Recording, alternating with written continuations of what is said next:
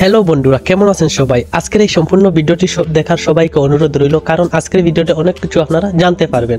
তো যারা যারা আমার চ্যানেলে নতুন আছেন তারা সবাই দেরি না করে আমার চ্যানেলটিকে সাবস্ক্রাইব করে দেন, অর্থাৎ এই যে লাল বাটনটা দেখছেন এটা দাবিয়ে দেন। তো চলো আর দেরি না করে আজকের এই ভিডিওটা শুরু করা যাক।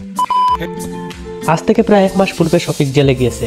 তো এই বিষয়ে আমি কথা বলবো না, হয়তো এই বিষয়ে আপনারা সবাই জানেন। কথা বলবো এই বিষয়ে, শফিক জেলে যাওয়ার পর থেকে শফিককে নিয়ে অনেক ভিডিও বানাচ্ছেন।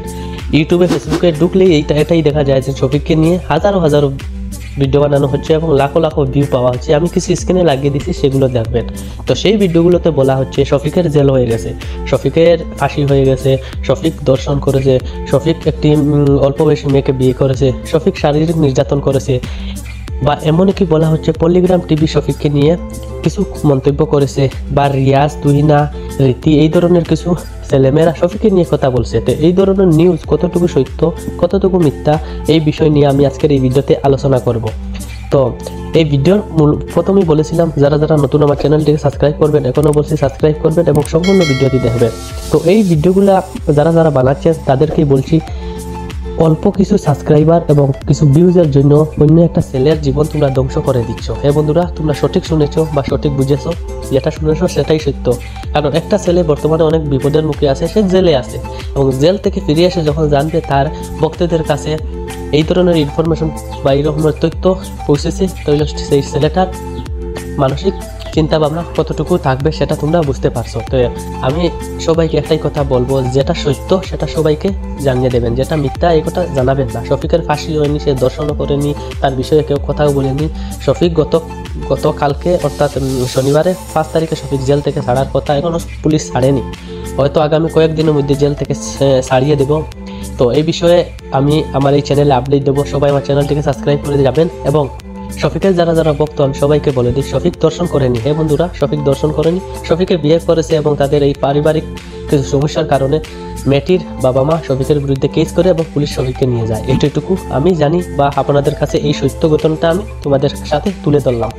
তো শফিক জেল থেকে ছেড়ে দিয়ে দেওয়ার পর আমি শফিকের সাথে পার্সোনালি দেখা করব এবং তোমাদের সাথে শেয়ার করব, সেই ঘটনাটা সম্পূর্ণ তুলে ধরার চেষ্টা করব। তো যারা যারা মিথ্যা তথ্য ইউটিউবে এসে দিয়ে ভিডিও বানাচ্ছ, তো সবাইকে বলে দিই, যারই নিজের কন্টেন্ট নিজে তৈরি করো, অন্যকে দিয়ে ভিউজ কামালে সেটা কয়েকদিন চলবে, তারপরে বন্ধ হয়ে যাবে চ্যানেল। তো সবাই আশা করি বুঝতে পারছেন। আমার এই ভিডিওর মাধ্যমে বা আমার কোনো কথার মাধ্যমে যদি আপনাদের মনে কোনো আঘাত লাগে থাকে, তাহলে আমাকে ক্ষমা করবেন এবং সবাইকে আল্লাহ তাআলা বুঝার তৌফিক দান করুক। আজকের ভিডিওটা এতটুকু। সম্পূর্ণ ভিডিওটি দেখার জন্য ধন্যবাদ এবং যারা যারা এখনো সাবস্ক্রাইব করেনি চ্যানেলটি সাবস্ক্রাইব করে যাবেন, ভিডিওটিকে লাইক করে পাশে থাকবেন। দেখা হবে অন্য কোনো ভিডিওতে, ততক্ষণ ভালো থাকবেন, সুস্থ থাকবেন, টাটা বাই বাই। সরি, আরেকটা ইনফরমেশন দেওয়ার বাকি ছিল। তো সেটা হচ্ছে গিয়ে, পুলিশ যখন শফিকের ধরে নিয়ে যায় তখন পল্লিগ্রাম টিভি কিন্তু শফিকের পুলিশ ধরে নিয়ে যাওয়া এই ঘটনাটা জানে না। তো বর্তমানে শফিককে ছাড়ানোর জন্য পল্লিগ্রাম টিভির রবিউল শেখ থানাতে গিয়েছিল, পুলিশের সাথে কথা বলেছিল। তো আশা করি শফিককে তাড়াতাড়ি পুলিশ ছেড়ে দেবে। এবং একটা গোপন তথ্য জানা গেছে, শফিক পুনরায় পল্লিগ্রাম টিভিতে ফিরে আসবে।